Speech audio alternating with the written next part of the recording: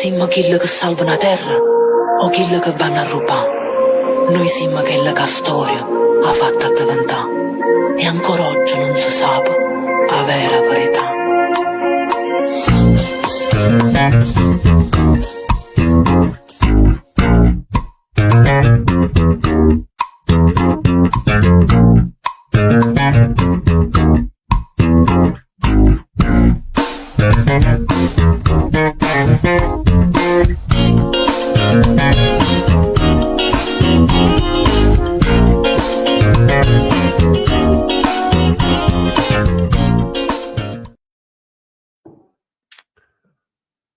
Un cordiale saluto da Alfonso Danna e Vittorio Miri. Ciao Vittorio.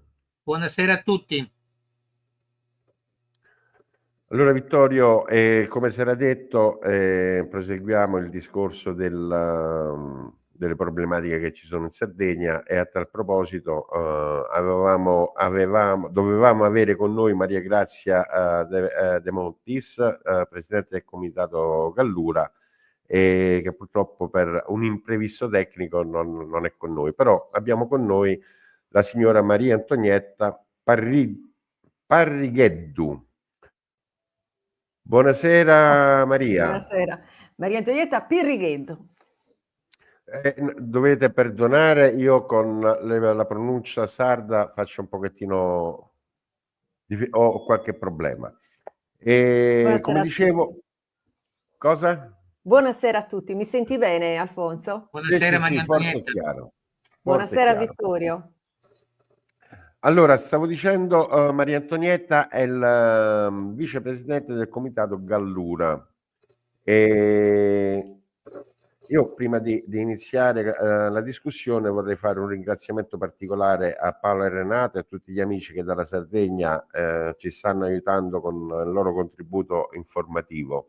E appunto, come si diceva, proseguendo il tema delle puntate scorse, anche quest'oggi ci dedichiamo alla terra dei giganti, la Sardegna appunto, la terra dei giganti che purtroppo oggi come oggi quei giganti che ormai si sono estinti li vogliono rimpiazzare con dei giganti che bene alla natura e al territorio e alla gente della Sardegna bene non fa. Allora, Maria Antonietta, io ho preso un pochettino degli appunti, un po' di cose, però tu che sei in loco ci puoi benissimamente dire, ma queste pale a me risulta che sono pale enormi di 300-320 metri. Allora, sui 320-350 metri sono quelle offshore, cioè sul mare, Il mare. che ci vogliono piazzare, con cui ci vogliono circondare. È come se fosse veramente, come se attorno a noi restasse un fossato con la palizzata, ci mancano i coccodrilli dentro che sono loro. Vabbè, scusate la battuta. Mentre quelle sulla terraferma saranno alte fino a 240 metri, dai 180 ai 240 metri. Quindi non abbiamo neanche un punto di confronto per vedere veramente le proporzioni di queste mostruosità, di queste oscenità, che non servono a nessuno di noi. Attenzione, che non servono alla Sardegna, che non ci daranno alcun beneficio, ma solo danni, distruzione, devastazione e perdita economica, oltre che del paesaggio, della cultura, dell'identità e di tutto ciò che siamo. L'unico guadagno qui ce l'hanno le aziende e i politici e gli alcuni amministratori e i politici che ci hanno venduto. Perché di questo si tratta. Ci hanno venduto. Esattamente. Infatti, allora guarda, io a conferma so che comunque la vostra produzione, cioè di quello che già producete di energia elettrica, voi ne usufruite solo del 61%. Il rimanente in breve parole va ad altre regioni, per non dire che va all'estero. Quindi tutte queste altre pale, io la domanda che mi pongo, ma a che servono? Allora, la narrativa ufficiale, la menzogna colossale che ci dicono e che dicono a tutta l'Italia, chi ci crede per lo più, è che servano per decarbonizzare l'isola e tutta l'Italia. perché in Sardegna ci sono 2 delle 7 centrali a combustibili fossili che alimentano la rete elettrica italiana. Perché 2 in Sardegna? Perché siamo belli? No, perché è una delle nostre servitù che è stata imposta appunto dallo Stato italiano. In realtà ne abbiamo 3 noi, una è la Saras però, che era di Moratti, che brucia cose veramente inquinantissime, che non chiuderà mai, che non ha niente a che fare neanche con la decarbonizzazione. Adesso è stata venduta agli svizzeri, mi pare, ad un'azienda svizzera, però col presupposto che deve restare aperta e continuare a fare quello che sta facendo, brucia scarti petroliferi e scarti chimici praticamente. Però, a parte questo che continuerà ad inquinare completamente la nostra terra, 2 delle nostre centrali a carbone resteranno comunque aperte, le nostre 2 centrali a carbone resteranno comunque aperte anche quando chiuderanno, se chiuderanno, quelle nel resto dell'Italia. Perché? Perché le energie rinnovabili non sono stabili, nel senso che, a parte l'idroelettrico, di cui non si parla più perché c'è in programma una grossa speculazione anche su questo lato, perché ci sono delle aziende straniere, delle multinazionali straniere che stanno aspettando soltanto il segnale per mettere le mani sui nostri bacini idrici. A parte quello, si considerano in questo momento fonti di energia rinnovabili che cosa? Le pale eoliche, i parchi eolici, le turbine eoliche e i campi fotovoltaici. Campi si fa per dire, in realtà sono impianti fotovoltaici. Però non sono stabili perché? Perché il vento soffia quando gli pare e piace e non soffia ovunque. Ci sono zone in cui si piazzano comunque le pale dove vento ce n'è ben poco, però non gliene frega niente perché si supplisce con gli incentivi, non è un problema quello. Mentre il fotovoltaico ha bisogno di sole, che manca la notte, che d'inverno è poco. Cosa significa questo? Che non garantiscono una quantità sufficiente di corrente elettrica, anche perché la produzione non è altissima di questi impianti. Produce in proporzione moltissimo di più una centrale a combustibile fossile. Però proprio perché manca la stabilità, allora è necessario che per avere la corrente continuamente, per evitare appunto ammanchi, le centrali a carbone o comunque quelle a combustibile fossile restino in funzione. Mentre l'Italia ha già predisposto che nel 2025 probabilmente verranno chiuse le centrali a carbone, le 5 centrali a carbone che sono nella penisola, è stato stabilito che quelle sarde non chiuderanno prima del 2028. Questo ufficialmente. In realtà si parla, e a qualche ministro è pure scappata questa cosa, di non chiuderla prima di 15 anni. Quindi quando ci dicono che noi dobbiamo piazzarci tutta sta roba per decarbonizzarci, perché la Sardegna inquina ed viene dipinta addirittura da un quotidiano locale come la regione più inquinata e inquinante d'Italia, che è un'assurdità, come tutti ben sanno, ci dicono che queste cose, questi impianti mostruosi servono per smettere di inquinare e invece chi si informa bene scopre con grande dolore che invece continueremo ad essere inquinati e inquinanti, perché dobbiamo garantire noi la stabilità della rete elettrica italiana. E questa è solo una parte del discorso. Poi, se ci sarà tempo, ve ne faccio un'altra di parte di discorso, che è ancora più oscena. Allora, penso che ora ci arriveremo e penso che ci arriviamo proprio con questa domanda, ma ieri so che il Consiglio regionale ha stabilito, cioè ha limitato all'1% l'utilizzo del territorio della Sardegna. E Antonietta, non so se ti sei bloccata o... Ecco. No, ho sentito te bloccato, quindi dovresti ripetermi gentilmente. Ah, ecco, dicevo, a quanto pare la giunta regionale ha limitato all'1% l'utilizzo del territorio della Sardegna per quanto riguarda il fotovoltaico e le paleoliche. Io la risposta penso di saperla già, però ecco, ce lo puoi dire? Anche questa è una delle tantissime menzogne che ci vengono propinate.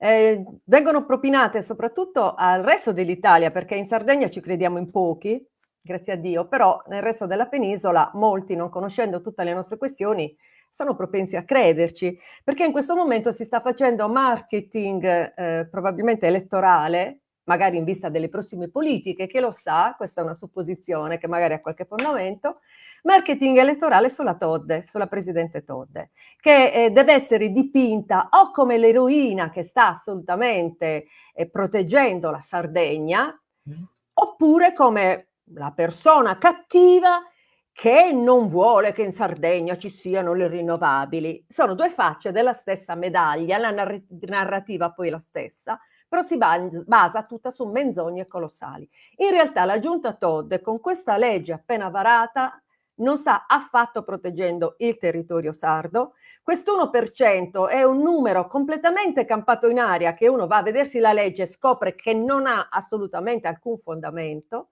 e soprattutto la legge appena varata, grazie anche a tutti gli allegati, può essere vista come una serie di porte girevoli dove tu cerchi di limitare una cosa da una parte, però la fai rientrare dall'altra.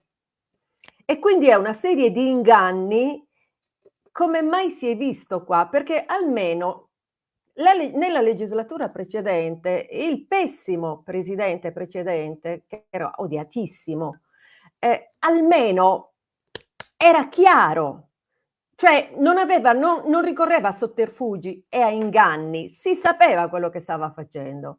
Perché ad esempio quando ha varato il famigerato DGR numero 59/90, dove ha reso disponibile alla speculazione i 2/3 della Sardegna, noi lo sapevamo, punto, boh. E questo è il discorso. Invece qui, purtroppo, moltissimi sardi non scendono nelle piazze perché sono ingannati dalla narrazione ufficiale, che continua a sfornare menzogne. No, non è vero che mette a disposizione della speculazione l'1% del territorio, non è vero nulla, a parte il fatto che tu a disposizione della speculazione non devi mettere niente, tanto per cominciare. Esatto.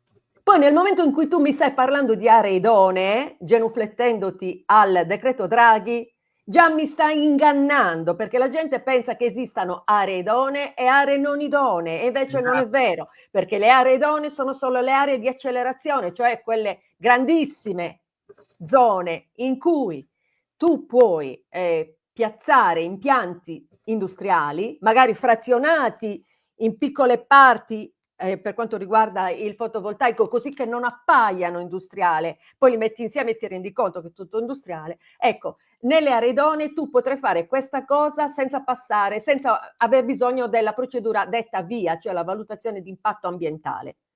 Cioè tu lì le cose le piazzi perché a prescindere sono aree idonee, indipendentemente da quanto sole ci sia, da quanto vento ci sia, da quanto produrranno, ma soprattutto indipendentemente dalle condizioni di quel territorio, dalle condizioni anche in cui poi vivrà la popolazione di quel territorio. Sono zone da sfruttare, punto.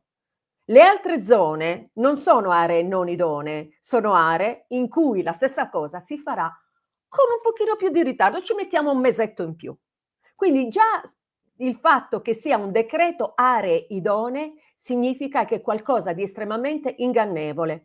Però grazie proprio a queste menzogne e anche all'uso di termini appropriati, purtroppo una parte della popolazione è caduta completamente nella trappola della menzogna e non scende in piazza, non è preoccupato e crede nella Todde come se fosse il nuovo idolo di una religione. Allora Vittorio, ora la domanda la faccio a te.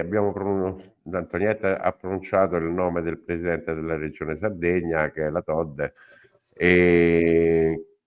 Tu che sei molto informato e hai le tue fonti, cosa ci puoi dire della Todde? Ma intanto confermo tutto quello che ha detto Maria Antonietta e chapeau Maria Antonietta, complimenti per tutto quello che hai detto, per la capacità e il coraggio con cui lo dici e la chiarezza con cui lo dici, che è di grande informazione per tutti noi. E quello che posso dire sulla Todde è che è un Giano bifronte, tanto per essere simpatici e gentili, cioè fa la vittimina, fa l'eroina da una parte e dietro una vipera.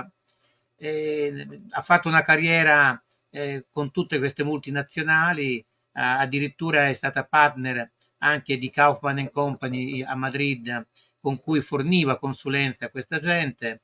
su investimenti da fare, cioè, quindi è stata lei che ha preparato il terreno, dopodiché Conte l'ha introdotta in politica, trombata 2 volte, poi l'ultima volta è riuscita a passare in Sardegna, non si sa come, perché c'erano 3, 4, 5 mila voti che ballavano e non si sa dove erano. E sta di fatto che l'hanno imposta. In realtà io posso garantire che il voto sardo è stato truccato. Le nostre fonti ci dicono con chiarezza che è stato truccato perché doveva essere lei quella che realizzava il piano che poi Draghi ha tradotto nella modifica della legge sull'esproprio che esisteva prima, preesistente, e l'hanno tarata apposta per fare questo giochino, con cui hanno venduto la Sardegna e tutto il centro-sud Italia e la Sicilia incluse a queste multinazionali che fanno parte del giro del WEF, che devono lucrare e in più nel frattempo devono anche uccidere l'agricoltura, la pesca, il paesaggio, gli allevamenti e le persone. Perché Maria Antonietta, scusami, dovete dire alla popolazione sarda di allontanarsi dai siti dove ci sono le pale eoliche e i pannelli solari, perché altrimenti avrete una moria come quella dei vaccini. Malattie di tutti i tipi, in particolare tumori, cancri, eccetera, eccetera. Quindi problemi anche mentali, perché le emanazioni di questa roba sono, chiamiamole tossiche per semplificare. Inoltre, aggiungo a quello che dicevi tu sull'energia, che non solo è un'energia precaria e instabile, ma è anche dannosa dal punto di vista delle reti elettriche, perché le manda in tilt, perché non ha la stessa, come posso dire, la stessa frequenza, è di scarsa qualità e in più, siccome come dicevi tu il vento non soffia dappertutto e sempre allo stesso modo, per muovere quelle pale gigantesche ci vuole un certo tipo di forza di vento. Se è troppo forte esplodono, se è troppo piano non muovono, però si muovono sempre. Come mai? Perché Non sotto ci sempre. sono i motori diesel. Allora, non sempre, perché a volte per lungo tempo le vediamo ferme. Ma quello lo Quindi, fanno apposta, Maria Antonietta, per non farvi sospettare, ma ci sono i motori diesel sotto. allora, questa cosa dei motori diesel sta cominciando a venire fuori. Non sappiamo in realtà se questo discorso vale per tutti. So che almeno in Scozia c'è stato un grande scandalo per Sì, questo. non solo. Non sappiamo esattamente com'è la situazione e questa ci riserviamo di verificarla. Per tutto il resto non posso che darti ragione, Dovete assolutamente, controllare sappiamo già. intorno, nelle aree intorno, perché sono semi interrati e spesso coperti da piccole casucce tipo di manutenzione e Forse questo... Oh, sono silenziati spesso apposta. forse questo sta succedendo con le nuove realizzazioni, con quelle vecchie no. Noi abbiamo anche all'interno dei comitati degli ex tecnici che lavoravano in questo ambito e non era assolutamente così. Sì, No. sono gli Quindi ultimi. adesso è tutto da vedere se stanno cambiando i sistemi, ma ti posso dire anche una cosa, magari dico una corbelleria, però ci sono persone che cominciano a sospettare che proprio i siti di questi impianti possano venire utilizzati anche come depositi nascosti di scorie nucleari. Esatto, infatti stavo per arrivarci. Draghi ha fatto una norma riservata in cui ha ceduto la Sardegna per la cosiddetta massa bruna e per le scorie tossiche nucleari, eccetera.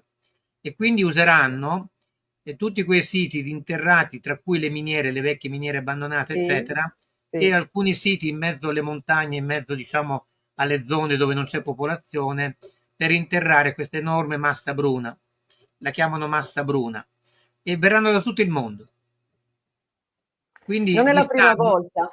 ecco, non è la prima volta, sì, lo so, perché vi hanno già intossicato anche con i cosi, con i demani militari, Ma eccetera, non eccetera. Sì, solo, non solo, e ma poi non hanno già solo. interrato altro, come anche giù in Meridione hanno fatto la stessa cosa, quindi non Guarda, siete soli, ti non posso siete dire soli.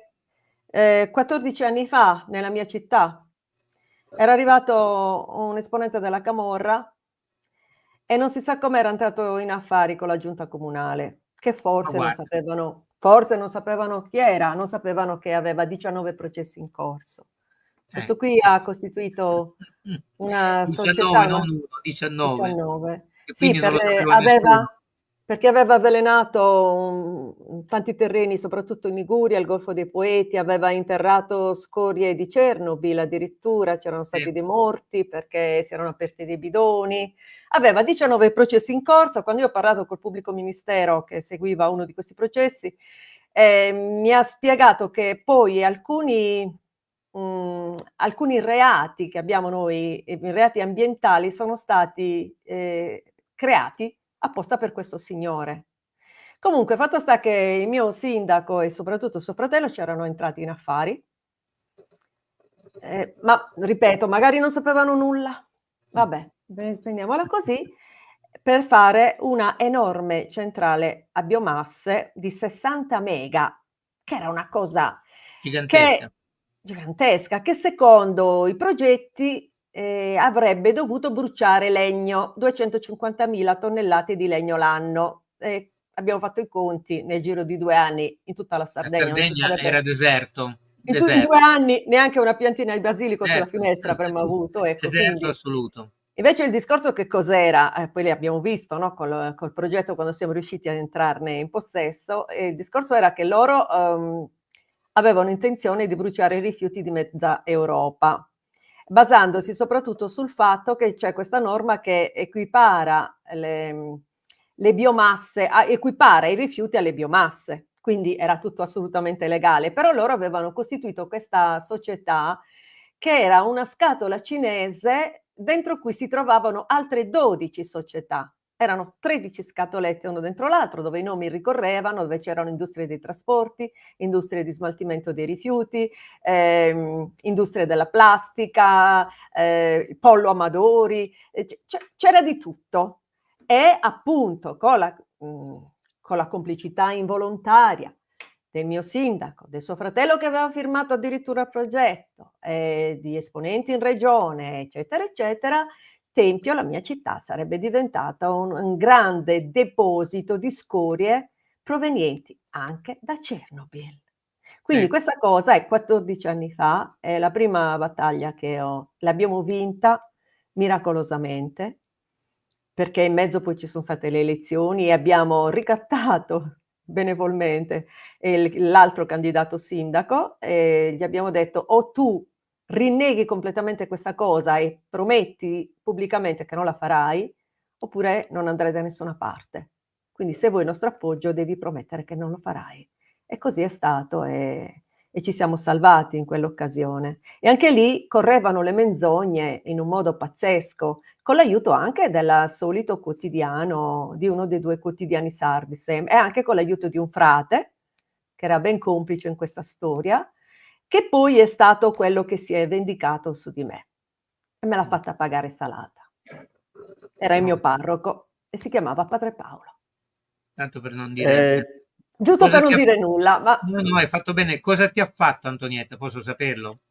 Se sì, vuoi, se vuoi. sì, l'anno successivo io avevo messo su insieme ad amici un'associazione di spettacolo, mi ha calunniato con tutta la cittadinanza, ma soprattutto mi ha calunniato all'interno dell'associazione e mi ha messo veramente in brutte condizioni, mi ha messo in brutte condizioni anche coi Ho capito, rapporti ho personali, capito, privati. ho capito, ho capito. Ha contribuito a distruggere l'associazione, comunque, che era una Un cosa a cui tenevo molto. Soprattutto mi ha criminale. calunniato in un modo terrificante e molti purtroppo hanno creduto al santo Approfittando della frate. sua veste, della veste talare, gli hanno creduto. Esattamente, Sì, fanno sempre così. esattamente. O è l'autorità o qualcuno di simile, ad esempio un prete, no, che fanno queste cose perché godono della credibilità o della veste o dell'ufficio. Sì, ma addirittura lui approfittava di una trasmissione cattolica che teneva all'interno di una tribù locale che si chiamava La Domenica di Padre Paolo, in cui appariva col messale, e Sì. lui utilizzava questa trasmissione per pubblicizzare la centrale a biomasse. Ecco. Ah, Noi figuriamoci. sappiamo addirittura che nelle centrali a biomasse mischiano i trucioli o i legni con degli materiali tossici da smaltire e poi bruciano tutti insieme, tanto per gradire. Comunque, io vorrei aggiungere una cosa che magari tu puoi usarla e spararla ai 420 in Sardegna. Gli avvocati sardi, sempre che ci siano di avvocati Un onesti. paio ce li abbiamo, 3 almeno ce li abbiamo. Perfetto. Devono, se vogliono fermare questa devastazione, devono contestare la pubblica utilità. Perché? Perché per esserci pubblica utilità, un esproprio per pubblica utilità, deve esserci un lavoro, una cosa che va fatta per la comunità che subisce l'esproprio. Quindi se io La devo... scrivo io questa cosa. Sì. Se invece io uso quell'esproprio per affari e per cose mie, oppure per mandarla all'estero, oppure per far guadagnare qualcuno e non la comunità, non vale più la pubblica utilità. Questo è un messaggio, mi raccomando, diffondilo. Io faccio il consulente legale. Si è bloccato Vittorio. Proprio adesso. Io intanto mi sono Allora, scritto quello che ha detto. sì, no, vabbè, comunque... Contestare la pubblica Vittorio, scusa, puoi contestare, tirare ripeto, un attimo indietro? aspetta, sì. Prego. Vuoi che ripeta? Ti Sì. abbiamo perso. Hai detto che vale soltanto per le comunità Esatto, che cioè se io subiscono esproprio, faccio un l'esproprio. esempio, un terreno per farci una strada, quella strada deve servire alla comunità e non può servire a qualcun altro. Cioè il beneficio dell'esproprio deve ricadere sulla comunità che lo subisce. Questo è molto importante. Quindi tutto quello che sta succedendo in Sardegna poco ha a che fare con i benefici della comunità sarda. Poco o niente, poco, diciamo poco, tanto per salvare le apparenze. Il resto invece ne beneficiano invece gli speculatori assieme ai loro sodali politici, eccetera. E non è vero che la legge dello Stato, come dicevo prima a Maria Grazia, c'è differenza tra legale e legalità. Legale è quando io al potere impongo una legge e quindi diventa, tra virgolette, legale, perché la impongo io il potere. Non è detto che sia legittima, cioè dal punto di vista della correttezza naturale delle cose. Certo. E quindi si può contestare, perché se quella legge è negativa per la comunità che la subisce, va bloccata e contestata. Nella Costituzione vi è tra le righe anche questo. Cioè addirittura noi abbiamo il diritto di sollevarci contro un governo che viola i diritti della comunità statale, nazionale, eccetera. Quindi, però, ecco, nel vostro caso, mi raccomando, il primo punto da contestare si possono bloccare è quello di contestare il concetto di pubblica utilità. Quindi non si può espropriare qualcosa a meno che non ne beneficia la comunità che lo subisce. Una domanda Prego. importante, cosa si intende esattamente per comunità? Perché ti possono dire che ne beneficia la comunità italiana. No, la comunità locale, quella che subisce l'esproprio, non l'Italia. Se io per esempio esproprio un terreno a Tempo Pausania, no? Dove abiti tu, non posso dire che ne beneficia Sondrio, che non c'entra niente. Però visto che questa corrente Ne deve elettrica verrà beneficiare. trasportata, No, dove la trasportano? la trasportano, arriverà tramite Tyrrhenian Link in Sì. Sicilia e poi sale su, Ci credete? quindi Ci credete? allora parliamo sempre della narrativa ufficiale, delle menzogne ufficiali, ok? Non è quello che crediamo meno. Però Quell'energia fatta dalle pale eoliche e dai pannelli solari, chiamiamoli così per semplificare, non dura, non è durevole, non è trasportabile come dicono. Quindi o la consumi in loco oppure gli dici ciao ciao. Sappiamo anche che se ne perde Una marea. Quindi tu Sì, parti con 100 kW e arrivi con 10. Sì, dipende dalla Quindi, distanza, quindi appunto. non arriverà nulla. Sì, e in più non è neanche di qualità perché sulle linee elettriche tradizionali li mette in guasto. In Germania stanno sperimentando tutti questi guasti alle linee elettriche causati dalle correnti fatte dai pannelli eolici e dalle pale eoliche, scusa, dai pannelli solari. E stanno pensando di rimuoverli tutti, addirittura. Quindi li spostano tutti in Sardegna e nel centro-sud Italia. Se tu guardi la mappa dell'Italia, tutte le pale eoliche e pannelli solari sono nel centro-sud e nelle isole, cioè Sardegna e Sicilia. Stanno arrivando in Toscana, Sì, malamente. è un po' in Toscana, però il resto d'Italia è praticamente vuoto, c'è pochissimo. Perché siamo più corrotti, secondo te? No, perché i nostri territori, quelli del centro-sud e delle isole, vengono scelti apposta, perché sono i popoli che meno si dominano, meno si condizionano, e più hanno insito in loro l'identità nazionale e hanno un risveglio che al momento è dormiente, però sono quelli che probabilmente possono sollevarsi e quindi vengono cazziati, mazziati, usurati, usati come cavie, eccetera, più degli altri. Il condizionamento mentale in particolare su di loro si accanisce. In Sardegna un pochino meno, perché voi siete meno, come 1,5 milioni, quindi lo Stato conta, oltre a ridurvi in varie maniere, no? Non solo con l'emigrazione forzata, ma anche facendomi morire e ammalare in varie maniere, spende poco come condizionamento mentale perché vi fate poca paura, essendo pochi, un po' come i Savoia quando vi fecero la caccia grossa in Sardegna e tutto il resto, no? Con la regalia perché erano 200-300 mila, quindi erano facili secondo loro da dominare. Il centro-sud invece ha 20 milioni di abitanti, quindi è un po' più ostica la faccenda. Però ecco, sfruttano perché ci considerano colonie. Voi siete una colonia, noi siamo una colonia e quindi siamo i primi a dover subire. Poi le altre colonie del centro-nord. E ti dico una cosa, lo sai che cosa ha detto la Todde qualche tempo fa? Che noi qui in Sardegna dobbiamo abolire 2 parole, colonia e resistenza. Ma guarda un po', come che l'agnellino Todde, no? Questo l'ha detto prima di diventare presidente, certo. quando si stava ancora preparando il discorso. Stava preparandosi, sì, praticamente lei fa parte, non vorrei dirlo, ma lei è fa parte di una banda che poi fa riferimento al WEF, quindi abbiamo detto tutto. Se uno conosce chi è il WEF, il World Economic Forum, no? Sì. E quindi si sa da che parte viene quella gente. Poi Draghi, attenzione, lei, ora te ne dico un'altra, lei, Conte, Draghi, Monti, Renzi, eccetera, sono dei Fabiani. Non so se conosci la Fabian Society, sì. E quindi loro stanno realizzando un piano. Stanno realizzando un piano preordinato e mettono i loro uomini e donne nei posti giusti. Uno degli esponenti della Fabian Society mi ha querelato in questo periodo. Salutalo da parte mia. Ho ricevuto la querela. Ho ricevuto la querela per raccomandata in questi giorni, un ex ministro. Sì, tanto per non far nomi. Tanto per non far nomi. Sì, ma purtroppo vedi, degli ultimi, da quando fecero Mani Pulite nel 92, non so se tu hai presente, dopo Mani Pulite in poi si è insediata la Fabian Society come controllo in Europa. La von der Leyen è Fabian Society e WEF, è anche co-direttore del Consiglio di amministrazione del WEF, e quindi c'è un conflitto di interessi enorme. E poi tutti quelli che sono al potere oggi appartengono alla sfera del WEF e alla Fabian Society.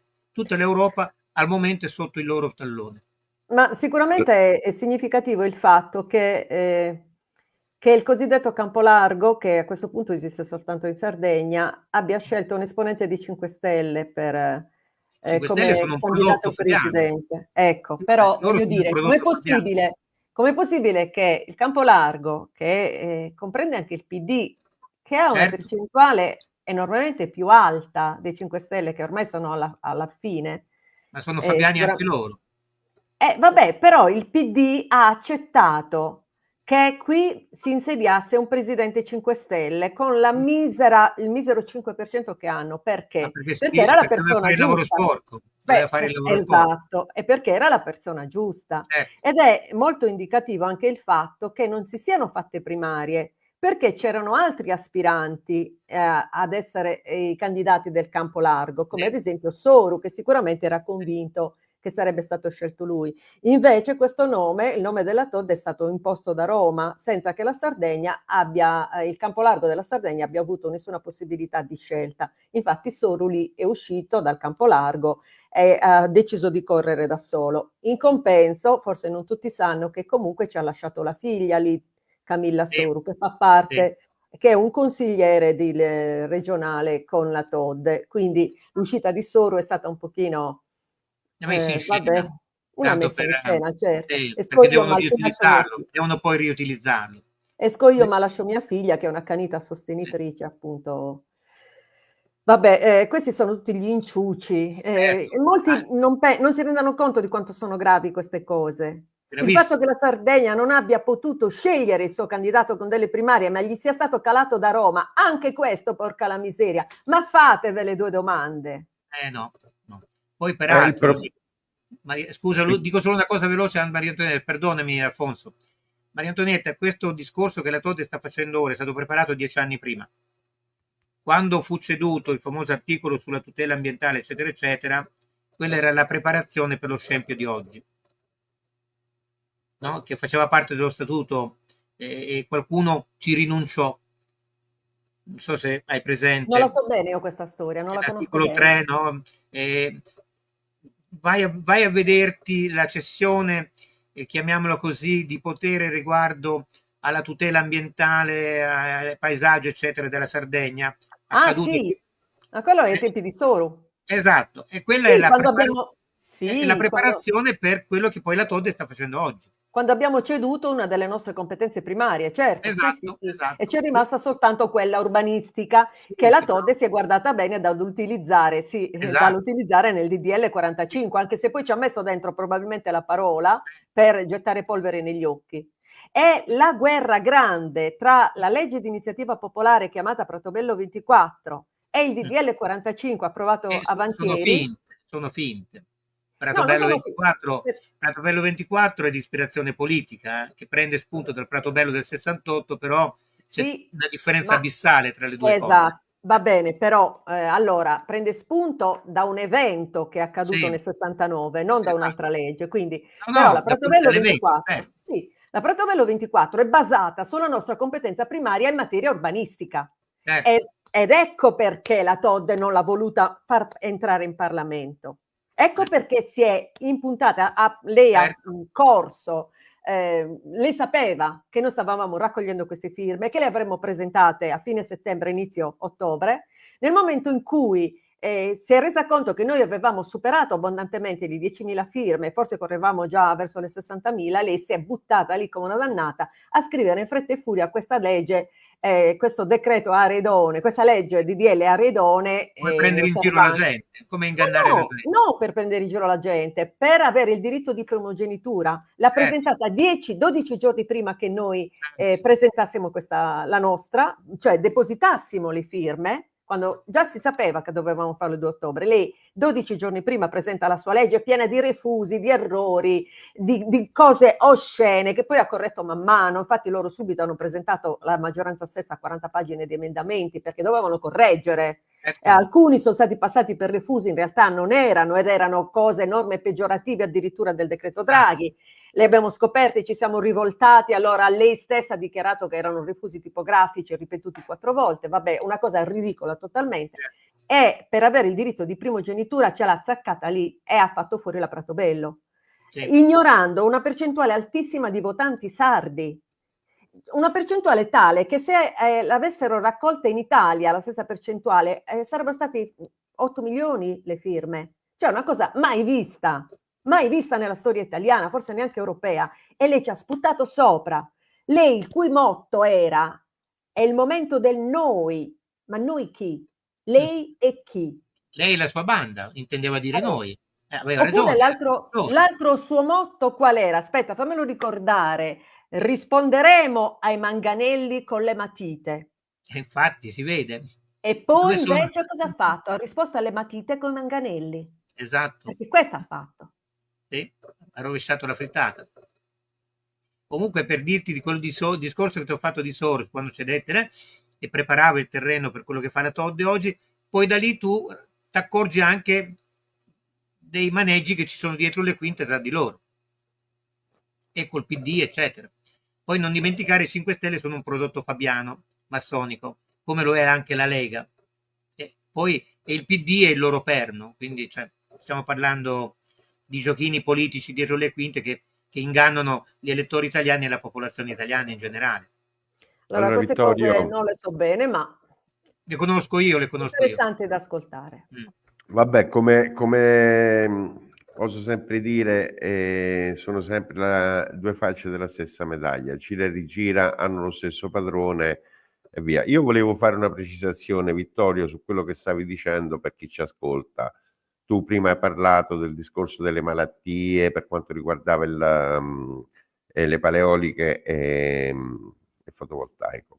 Sì. Allora, il fotovoltaico, ci sono problemi poi di smaltimento, perché non è che Anche questi enormi. pannelli durano a vita, hanno una durata limitata che s'aggira dai 20 ai 25 anni, ma dopo c'è il Anche le problema dello pale smaltimento. eoliche, anche le pale eoliche. Sì, Faranno le buche in allora, Sardegna e seppelliranno tutto lì, perché non sono allora smaltibili. Vittorio, fammi finire per favore. Prego. Sì, infatti.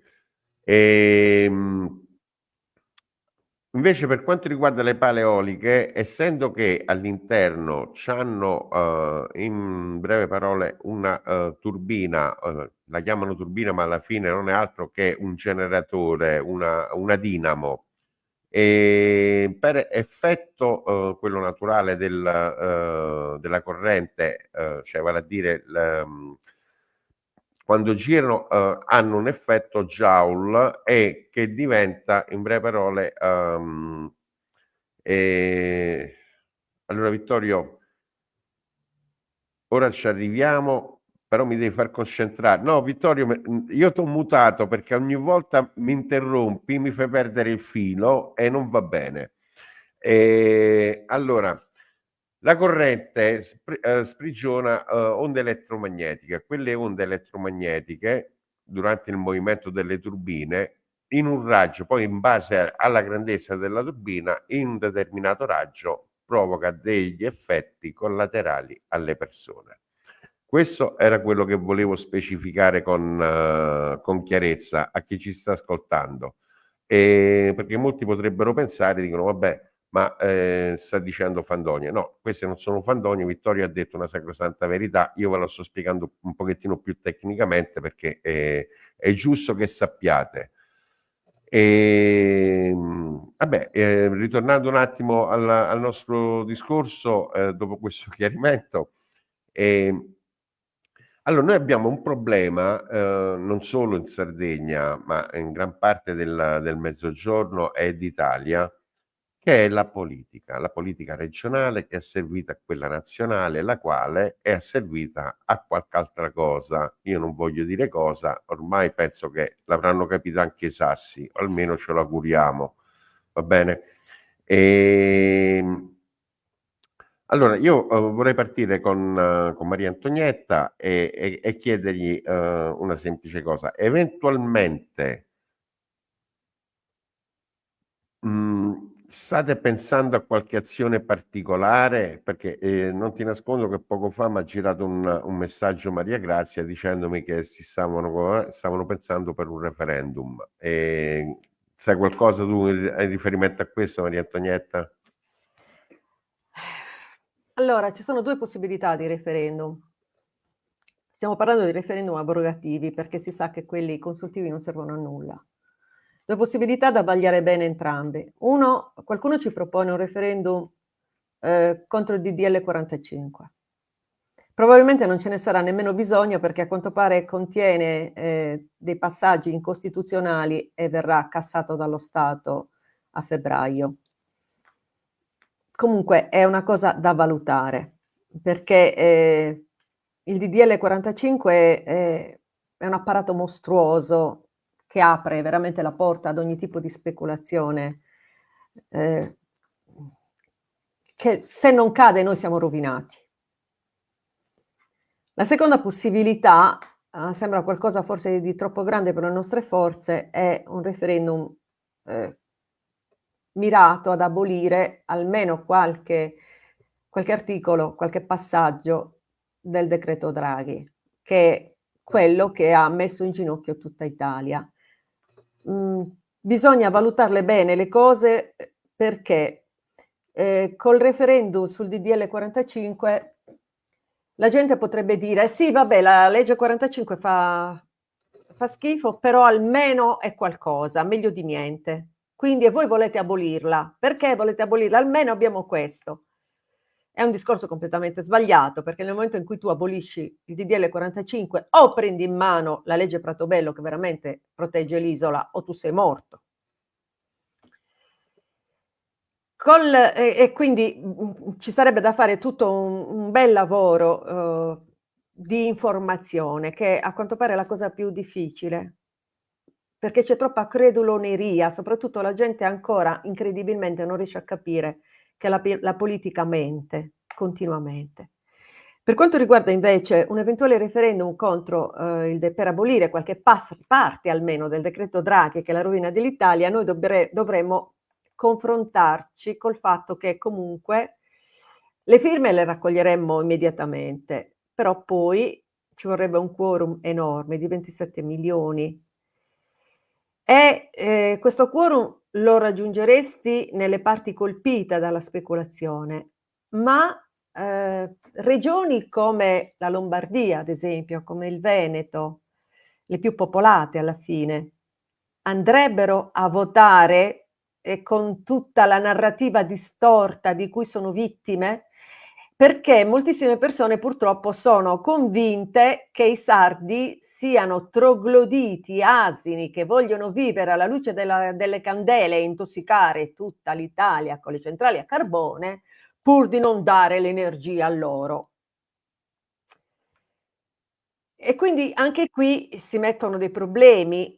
Riusciremmo a far capire al nord Italia che questa è una cosa che si può tentare? E che è giusto tentare perché comunque il decreto Draghi distrugge di fatto tutta l'Italia, perché man mano tutto sarà invaso, compreso le regioni più a nord, compreso tutto, e che niente verrà fatto salvo. Riusciremo a farglielo capire? Ecco, le possibili ipotesi sono queste, i possibili dubbi e le possibili difficoltà, anzi, sono questi. Dobbiamo valutare bene e non noi da soli, perché eventualmente ci servirebbe l'appoggio di tutti gli altri comitati d'Italia. Sì, infatti. E io mi auguro che tutti quanti ascoltino questa trasmissione e che appunto ha lo scopo di divulgare e mettere a conoscenza i cittadini di tutta la penisola di quello che sta accadendo in Sardegna e che, come bene hai spiegato tu, le ripercussioni future che ci saranno poi nelle altre regioni. E quindi diciamo questo è il messaggio che vorrei mandare io con questa trasmissione, vale a dire non essere ipocriti oggi perché domani sarete colpiti anche voi. Ormai è questo è il percorso che hanno intrapreso. Perché anche i lombardi dovranno rendersi conto comunque che questi impianti, sì, non distruggeranno il loro paesaggio, ma distruggono la loro salute e distruggono la loro economia, perché quando un qualcosa è tutto concentrato nelle mani di pochi, soprattutto se sono multinazionali straniere o addirittura ditte in odor di mafia, perché ormai si sanno queste cose, le indagini ci sono, no? Viene distrutto e danneggiato tutto il tessuto economico, sociale, anche per quanto riguarda la salute, anche di altre regioni, anche di altre zone. È l'Italia che, secondo questi disegni, deve essere colpita e affondata, non solo il Sud Italia. Tutto deve essere colpito e affondato. Io ho l'impressione, Antonietta, che non è solo l'Italia, ma con il presidente che ci ritroviamo in Europa, io penso che l'obiettivo sia molto molto più ampio. Calcolando quello che è successo in questi giorni anche al Parlamento europeo, in cui cioè palesemente alcuni parlamentari hanno detto, hanno accusato di corruzione il presidente, insomma, cioè il presidente, sì, il presidente Vittorio Meno, non mi viene mai il nome, Van der Leyen. La von der Leyen. Sì, no, ma infatti sappiamo comunque da dove viene, sappiamo chi è e quindi l'obiettivo a quanto pare sia molto più ampio. E chi la elegge, Alfonso, chi la sorregge e la elegge sono più corrotti di lei.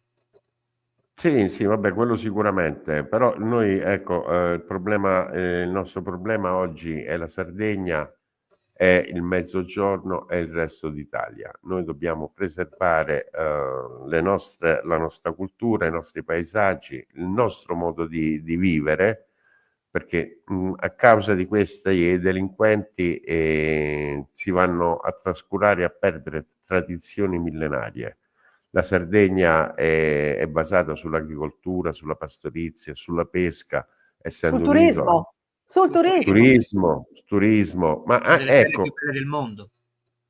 ma infatti, e quindi cioè, qui ci vuole un risveglio, una presa di coscienza da parte di tutti quanti, non solo di Maria Antonietta, di Vittorio Miri o di qualcun altro, ma di tutta la gente della penisola.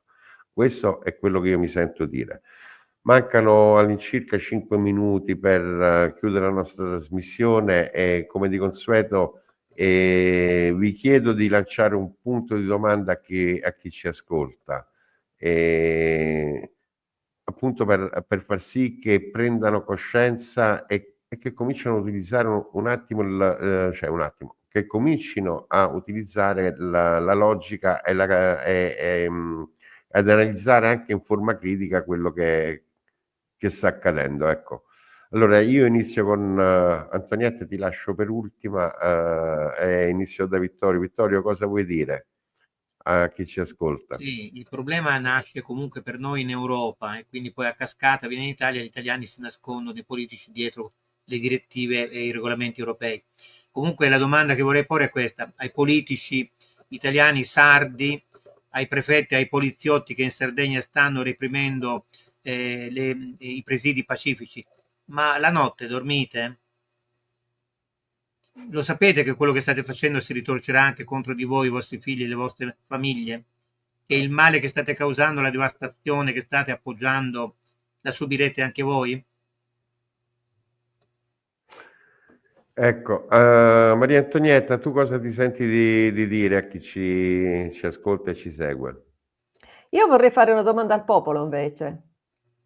Ma come fate a credere ancora ai politici? Dopo tutte le fregature che avete preso da una parte e dall'altra, dopo tutte le menzogne che ci siamo bevuti in questi anni, in questi decenni e che avete scoperto, dopo tutti i tradimenti di cui siete stati fatti oggetto, come piffero fate a credere ancora ai politici e a essere pronti a vendervi anche i figli e il vostro futuro, pur di non far torto al vostro cosiddetto partito? Ma come fate? Amo questa donna, Alfonso, Cosa? di questa donna. Come? Finalmente una donna con gli attributi. No, io sono una Non, donna. No, No, in le senso, donne non non in hanno gli senso attributi. figurato, non in Sì, ho senso figurato. capito. Invece dobbiamo capire che la forza delle donne è diversa da quelle degli uomini. Io ho Hanno sempre spesso anche. considerato le donne più forti, devi sapere. Sì, senza bisogno di attributi, perché i nostri attributi Ecco, sono no, diversi, sono è un un'altra modo di dire, cosa. è un modo di dire, è un modo di dire. allora, Soprattutto vorrei ricordare che le donne sarde quelle che sono veramente Sì, donne, che sono veramente sarde, non come le rinnegate, sì, brava. attingono la loro forza dalla madre terra che qui parla in un modo molto potente, molto forte, che ci arriva a tutto e basta volerlo, basta essere capaci di entrare in contatto con questa grande madre che ci nutre veramente, che ci ha dato una bellezza che non esiste da nessun'altra parte nella terra. Basta volerci entrare in contatto ed è lì che attingi tutta la forza, che non ha niente di maschile alla fine, perché è estremamente accogliente, ma anche estremamente giusta e severa. Ode e onore a allora, te e alle donne sarde, Maria Antonietta. allora, Grazie. Prego. ricollegandomi a quello che ha detto Maria Antonietta, a differenza di quello che vogliono farci credere col discorso del, del patriarcato o di altre cose, io ritengo sempre che nolente o dolente noi dobbiamo la vita alle donne. Le donne sono quelle Sì. che mettono al mondo i figli, le donne sono praticamente quelle che portano avanti la famiglia e che gestiscono il tutto, almeno per quanto riguarda questa cosa. E quindi dire madre terra è giusto ed è doveroso, anche perché è la terra che ci dà da vivere, cosa che questi signori ancora non hanno compreso. Io non mi ricordo dove ho letto un articolo in cui appunto si diceva che piano piano noi cominceremo a mangiare i fotovoltaici o le pale eoliche, perché siamo destinati a questo. Oppure vuol dire che con tutto quello che sta accadendo, forse i famosi complottisti o altro forse hanno un po' di ragione, ma vuol dire che la mattina, anzi la notte quando si va a letto, prenderemo la spina e la tireremo fuori da qualche parte e la metteremo per poterci ricaricare, perché se non si mangia più io penso che l'unica soluzione è quella. Posso aggiungere una cosa a quello che hai detto tu? Tu Sì, vai. hai nominato il patriarcato, è tanto di moda fare la guerra al patriarcato in questo momento. Le donne vere proteggono gli uomini, non fanno la lotta agli uomini, li sostengono. E in Sardegna, dove vige da sempre una sorta di matriarcato arcaico, le donne sono sempre state coloro che appunto sorreggono, consigliano e a volte anche inviano gli uomini perché possano fare quello che devono fare. E quindi nel momento in cui si parla di patriarcato stiamo già sbagliando tutto. Essere donne forti non significa odiare gli uomini, al contrario, significa amare gli uomini profondamente come se stesse. Questa Brava. è una delle cose. È E la vero. seconda cosa che vorrei dire invece è questo: noi parliamo di madre terra e diciamo che stiamo lottando per madre terra. Non è vero. Madre terra troverà il modo di ribellarsi e di sputare via queste pulci che se la vogliono mangiare viva. Gli farà fare una brutta fine. Noi in realtà stiamo combattendo per noi stessi, perché siamo noi che abbiamo bisogno della bellezza e di una terra, di un territorio integro. Madre Terra ne fa anche a meno di noi. Noi stiamo combattendo per noi stessi. Infatti. Allora, su queste due parole bellissime e molto significative, direi di salutare chi ci ascolta e comunque riproporremo l'argomento in essere anche la settimana prossima, perché almeno noi di Punto di Domanda non molliamo l'osso e vogliamo che si risolva la cosa nel modo più equo è legittimo, ma non per lo Stato, ma per i cittadini. Certo. Buonasera, grazie Antonietta, grazie Vittorio. Grazie a Grazie a voi. voi. Buonasera a Grazie a tutti. voi. Buonasera Antonietta. Buonasera, arrivederci. A presto.